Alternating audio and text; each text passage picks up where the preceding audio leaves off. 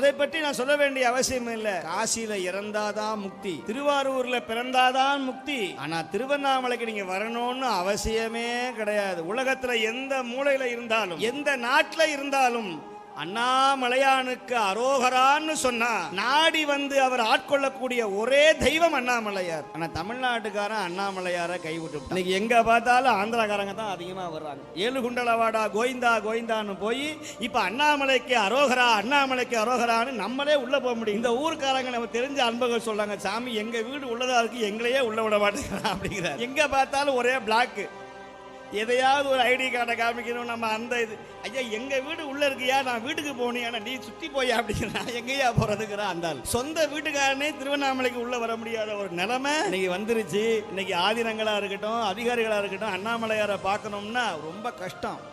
ஆனா நமக்கு சுவாமி ஒரு பெரிய வாய்ப்பை கொடுத்திருக்கிறார் இந்த ஊர்ல.